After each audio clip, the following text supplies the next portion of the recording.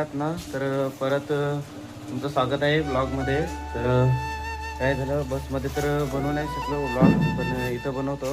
कारण की इथं पूर्ण आपलेच माणसं आहेत ना, तर इथं काही तसं वाटत नाही बनवायला. आणि तर चला मित्रांनो, आमची फायनली पूर्ण गाडी लोड झाली. तर आता आम्ही चाललो दुसऱ्या गावात. तर तिथे गेल्यानंतर दाखवतो कोणत्या गावात जाणार आहोत ते.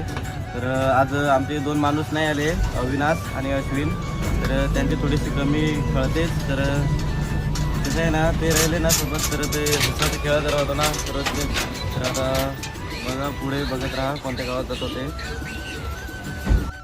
तर बघू शकता मित्रांनो, फायनली आम्ही या गावात पोहोचलो आहोत. तर काय ते गावाचं नाव दाबलोनमध्ये खंबाळ्याचे पण पुढं आहे. तर इथं आलं तर माणसंच नाही आहेत. तर बघतो, थोडेसे माणसं शोधतो, भेटले तर त्यांना माहिती देतो. बघू शकता गावात कुठे माणसंच नाही दिसत आहेत.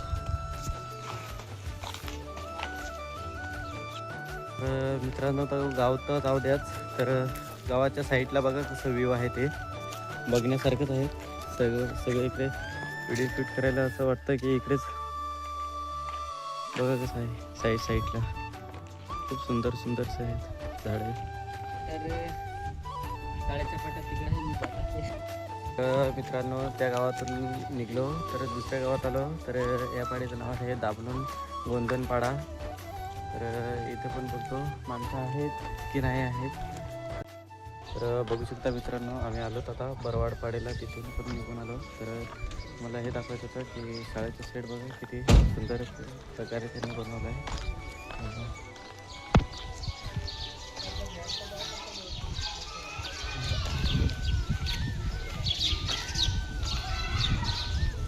ते मुलांना ऊन लागू नये, पाऊस पडू नये म्हणून त्यांनी शेड बनवलं आहे.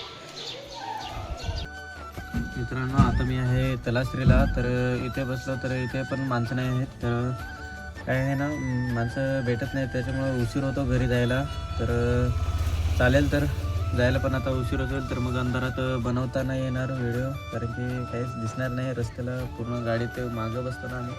तर चला, तर इथेच आजचा पण व्लॉग संपतो. असाच व्हिडिओ बघायचे असतील तर फॉलो नक्की करतास आणि लाईक पण करतास.